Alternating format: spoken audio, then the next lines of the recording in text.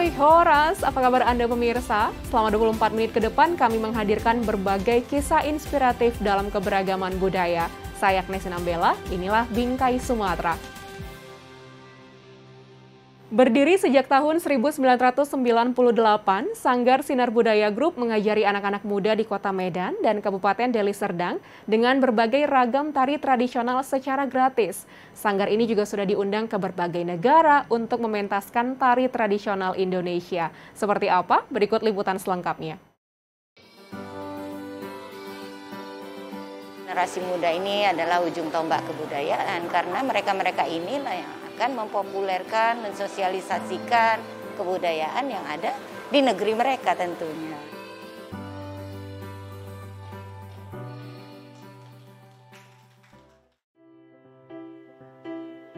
Ini adalah Sanggar Sinar Budaya Group, lembaga kesenian yang didirikan pada 27 Juli 1998 oleh Tengku Lukman Sinar sebagai bentuk dedikasinya terhadap kebudayaan, khususnya kebudayaan Melayu. Kini, sanggar ini diteruskan oleh putri bungsunya, yaitu Tengku Mira Sinar. Tidak hanya kebudayaan Melayu, sanggar yang terletak di Jalan Abdullah Lubis, Kota Medan ini juga mengajarkan tarian dari etnis lain. Siapapun dari usia berapapun boleh datang belajar ke sanggar ini tanpa dipungut biaya sepeser pun. Dan memang kita tidak memberikan patokan biaya untuk mereka ya, karena sifatnya terbuka untuk umum, siapa saja boleh gitu ya. Nah, yang penting sopan santun itu yang mesti dijaga. Kita memang tidak komersil, namun bukan berarti kita ketika pertunjukan gitu ada orang memanggil untuk pertunjukan, kita tentu adalah ya mendapatkan keuntungan di situ ya. Dan keuntungan itu sebenarnya kembali lagi untuk anak-anak ini. Tidak hanya berlokasi di Kota Medan, Sanggar Sinar Budaya juga terletak di Kelurahan Tanjung Selamat, Kabupaten Deli Serdang. Sudah lebih dari 2 dekade, para anggota Sanggar juga telah mementaskan tarian tradisional dari satu panggung ke satu panggung lainnya. Mulai dari panggung lokal, nasional, hingga ke mancanegara seperti Malaysia, Thailand, India, Yaman, London, Italia, Qatar, Paris, dan Portugal. Tarian yang dipertunjukkan oleh anggota Sanggar Sinar Budaya Group ini adalah tari Serampang 12, tari tradisional yang berasal dari Melayu pemirsa. Selain itu, ada juga tari Mak Inang Pulau Kampai dan tari Anak Kala. Setiap gerakan tari-tarian dilakukan dengan begitu indah oleh anggota Sanggar.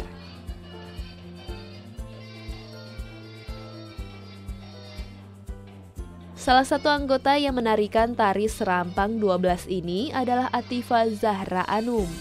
Ia sudah belajar menari di Sanggar Sinar Budaya Group sejak ia duduk di bangku sekolah dasar, tepatnya pada tahun 2007. Ia menekuni tari tradisional sebagai hobi. Meski ia sudah berkuliah, ia tetap konsisten mengasah hobinya yang satu ini. Tidak heran, kini ia sudah mahir menguasai tarian dari berbagai etnis di Indonesia. Seperti tarian etnis Melayu, Batak, Karo, Simalungun, hingga tarian dari daerah Sumatera Barat, Bali, dan Sulawesi. Sebagai kedepannya, saya ingin mengajarkan ilmu yang telah saya pelajari di Sanggar ini untuk penerus berikutnya, terutama tarian tradisional. Kedepannya bisa lebih maju lagi untuk memperkenalkan sampai ke luar negeri seperti itu. Dan kedepannya penarinya juga lebih banyak. Peradaban itu ya di kebudayaan itu sendiri. Lalu bagaimana kalau anak-anak tidak berbudaya lagi, tidak mengenal budayanya, itu akan hancurlah generasi ke depannya. Mereka seperti senior-seniornya, ada yang guru, kepala sekolah, dan kemudian PNS menjadi dokter dan sebagainya. Ya, tentu mereka sampai tuanya, mereka tidak akan melupakan kebudayaan itu yang sudah kita didik di sini. Tarian tradisional adalah bagian dari warisan budaya. dan warisan budaya adalah bagian dari identitas peradaban suatu bangsa. Mari kita merawat tarian tradisional seperti yang dilakukan oleh Sanggar Sinar Budaya Group agar peradaban bangsa kita tetap terjaga dan tak lekang oleh waktu.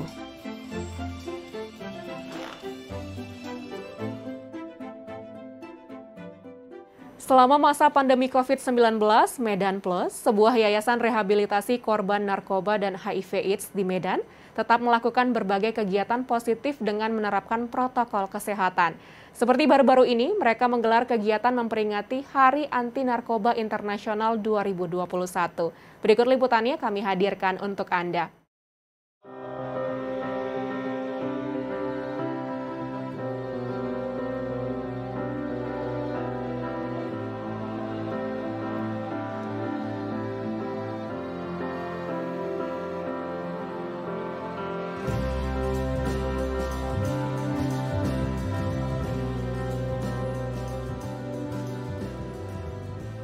Berawal dari kelompok dukungan sebaya bagi para pengguna narkotika yang juga terpapar HIV, berdirilah sebuah yayasan bernama Medan Plus pada tahun 2003. Sebuah lembaga yang diinisiasi oleh mantan residen ini ingin menghapus stigma dan diskriminasi terhadap para korban narkotika dan orang dengan HIV. Yayasan ini juga memiliki misi melakukan pemberdayaan agar para mantan residen NAPSA dapat kembali produktif di tengah masyarakat. Pada tahun 2010, Medan Plus mendirikan tempat rehabilitasi untuk para pengguna narkotika yang ingin pulih dari ketergantungan. Erwin, Direktur Yayasan Medan Plus mengatakan, pada masa pandemi COVID-19 saat ini, mereka tetap menjalankan beragam program rehabilitasi, mulai dari pendekatan secara moral maupun spiritual. Tentunya dengan tetap menerapkan protokol kesehatan COVID-19. Di 2010 kita juga sudah berinisiasi istilahnya untuk membuat panti rehabilitasi pengguna narkotika yang bertujuan istilahnya untuk memfasilitasi teman-teman pengguna narkotika yang pengen pulih dari ketergantungannya supaya mereka bisa normal lah, layaknya seperti orang biasa tanpa harus ketergantungan narkotika. Selanjutnya kalau di pendampingan bagi orang dengan HIV kita melakukan dukungan psikososial bagi teman-teman orang dengan HIV yang sudah terlanjur terinfeksi supaya mereka bisa semangat kembali, mereka bisa produktif, supaya mereka bisa berfungsi secara sosialnya walaupun mereka hidup dengan HIV. Setelah pulih dari ketergantungan, para mantan residen akan menjadi relawan pendamping atau konselor bagi para residen lainnya yang sedang berjuang untuk pulih dan bangkit dari masa kelam mereka. Salah satunya adalah Indra Perkasa Alam, mantan residen yang kini menjadi salah satu konselor adiksi di Medan Plus. Ia aktif membantu para residen dan turut menyuarakan hak-hak para pengguna NAPSA. Seperti kali ini, dalam memperingati Hari Anti Narkoba Internasional, mereka mengadakan kegiatan bertajuk Deklarasi Hak Pecandu Narkoba untuk Rehabilitasi. Mereka mengajak seluruh mitra stakeholder untuk bersama-sama mendeklarasikan hak para pengguna NAPSA. Selain itu, kegiatan ini juga bertujuan untuk mendukung program pemerintah dalam melakukan pencegahan dan pemberantasan penyalahgunaan dan peredaran gelap narkotika atau P4GN. Hari ini kita juga melakukan deklarasi memperjuangkan hak pecandu untuk rehabilitasi. Dan hari ini kita mengundang mitra stakeholder Provinsi Sumatera Utara untuk hadir bersama-sama untuk mendeklarasikan hak penyalahgunaan NAPSA untuk rehabilitasi. Harapannya dengan adanya kegiatan ini kita sama-sama dapat memperjuangkan hak penyalahgunaan NAPSA untuk dapat rehabilitasi, dan harapannya semua masyarakat Kota Medan dan Provinsi Sumatera Utara dapat melakukan P4GN. Dan harapannya juga dengan adanya kegiatan ini berkurangnya angka penyalahgunaan NAPSA di Provinsi Sumatera Utara. Narkoba adalah penjajah bangsa, penghancur masa depan para pemuda. Sudah saatnya generasi muda Indonesia bangkit, perangi narkoba, dan gapai cita-cita untuk Indonesia.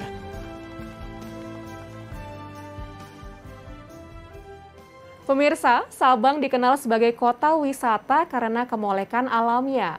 Maka bisnis travel pun menjadi usaha yang menjanjikan. Putri, salah satu pelaku bisnis travel di Sabang, justru sibuk mengajak para pemuda Sabang untuk melakukan bisnis travel. Ia juga peduli lingkungan kampung atau kampung dengan mengolah plastik bekas untuk didaur ulang. Siapa yang tak kenal Sabang? Sebuah kota kecil terletak di Pulau Weh, Aceh, tepatnya di ujung barat Indonesia. Kemolekan alamnya juga didukung dengan keramah tamahan penduduk dan kearifan lokalnya. Karena letaknya yang strategis, kota ini masih menyimpan banyak pesona budaya dan kisah-kisah historis masa penjajahan Belanda hingga Jepang. Tak salah jika Sabang dijadikan salah satu destinasi wisata yang layak dikunjungi. Di Sabang ada seorang anak muda yang ingin berpartisipasi memajukan potensi wisata Sabang. Dialah Putri Rezeki Indahsari. Perempuan usia 30 tahun ini memiliki banyak program untuk kemajuan Sabang. Selain telah membuka sebuah bisnis travel bernama Pasir Putih Adventure tahun 2013, ia turut mengajak anak muda Sabang lainnya agar berbisnis serupa. Putri mulai mengajak para pemuda di Sabang sejak ia memulai bisnisnya. Awalnya, ia mengajak mereka bergabung sebagai pemandu wisata.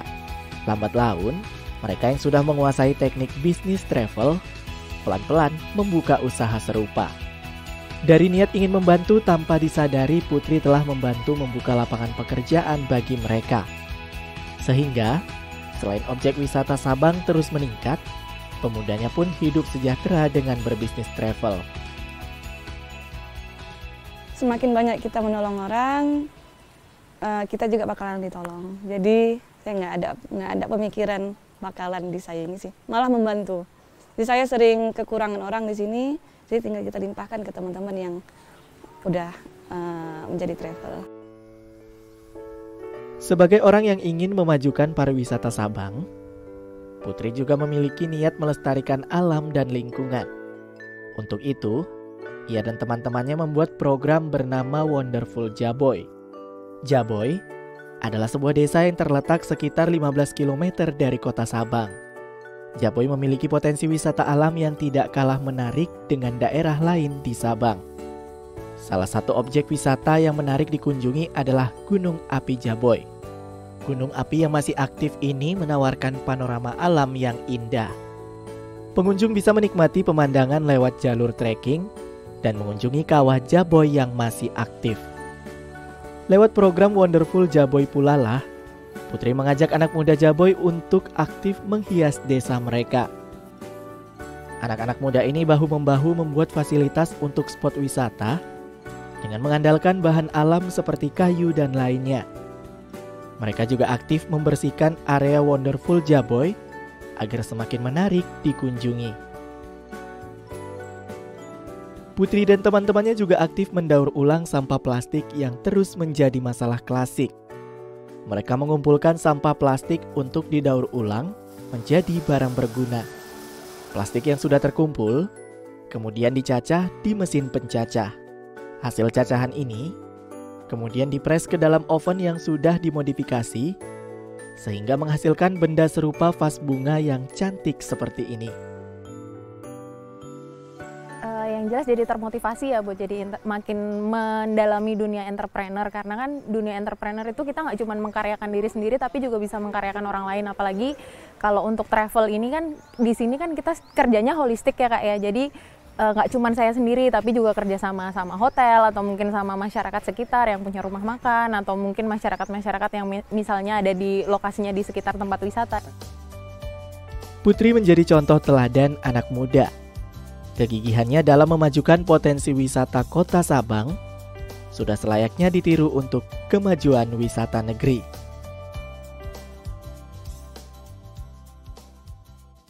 Pemirsa, dalam segmen Sekitar Kita kali ini kami menyuguhkan cerita pengabdian anak-anak muda dari Sumatera Utara yang tergabung dalam Sumut Mengajar. Selama 2 minggu, mereka menjadi relawan di berbagai desa yang ada di Sumatera Utara. Kegiatan dan program yang mereka lakukan berpusat pada pendidikan, lingkungan, agama, sosial budaya, dan ekonomi kreatif.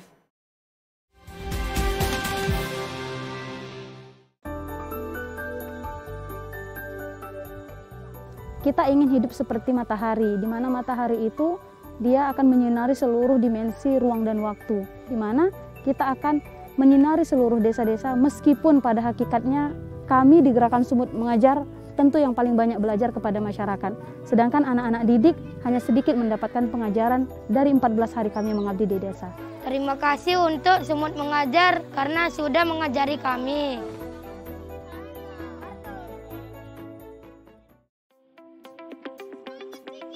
Tahun ini, Bastanta Tarigan memasuki kelas 1 sekolah menengah pertama.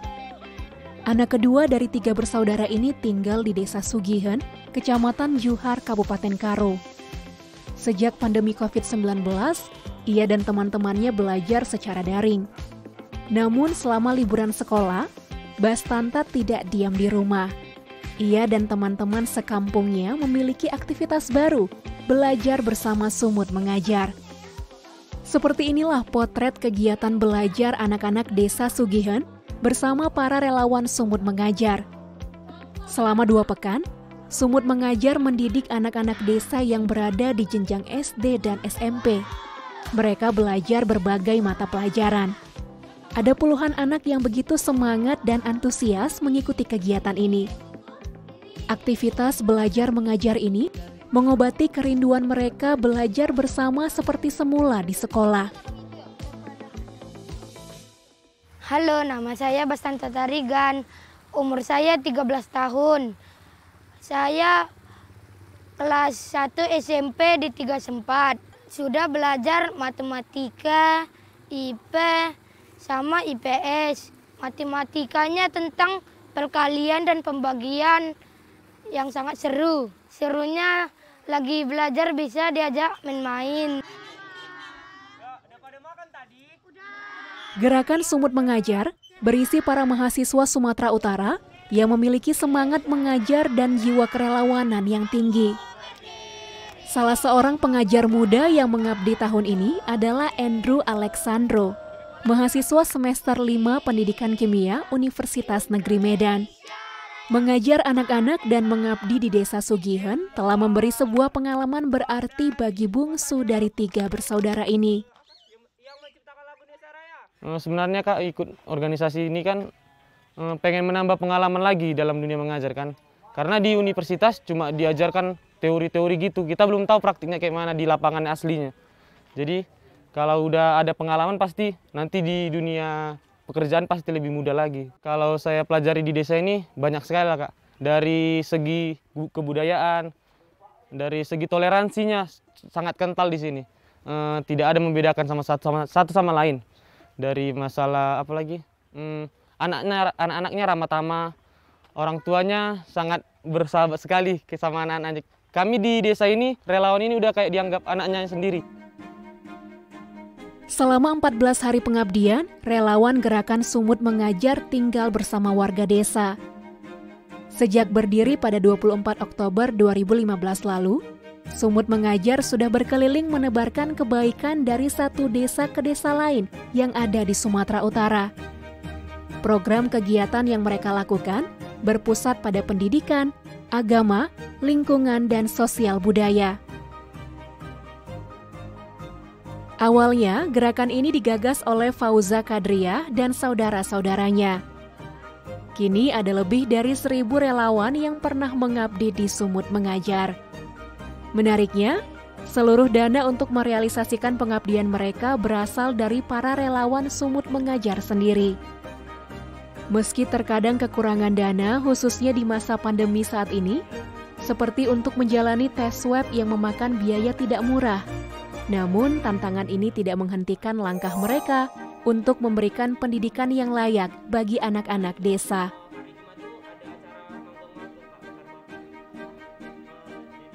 Karena sebenarnya pendidikan adalah pondasi utama kemajuan bangsa. Betul, dulu sebelum Indonesia merdeka ini ada namanya cita-cita kemerdekaan yang hari ini harus kita lanjutkan sebagai pemuda. Cita-citanya adalah mencerdaskan kehidupan bangsa.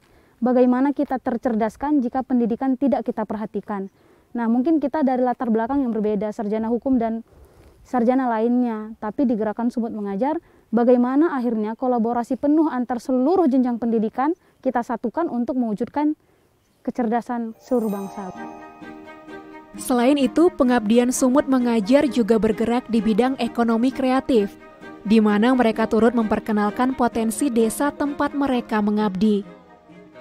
Seperti di Desa Sugihan ini, relawan Sumut Mengajar membantu mempromosikan produk minyak serai wangi, inovasi baru untuk mendongkrak perekonomian desa.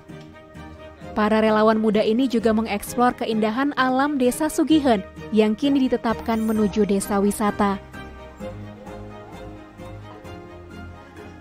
Kenapa kami memilih ikon ekonomi kreatif?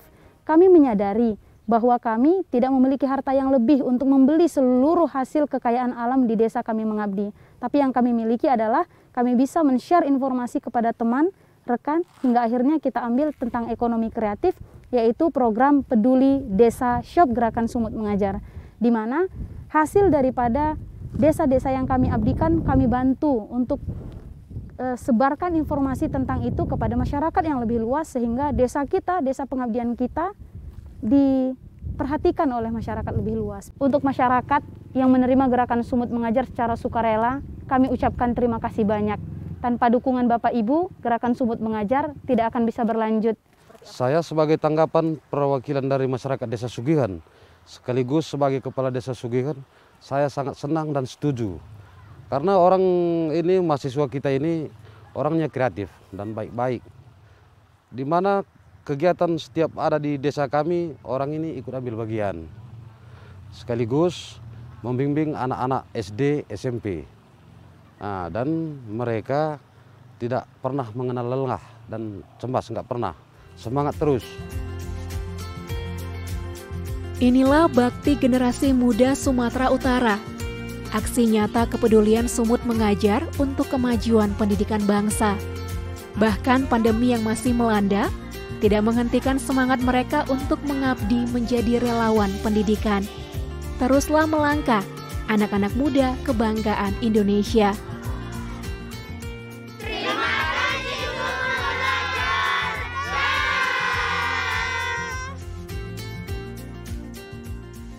Sekian program Bingkai Sumatera, jaga diri Anda dengan menerapkan protokol kesehatan 5M dimanapun Anda berada.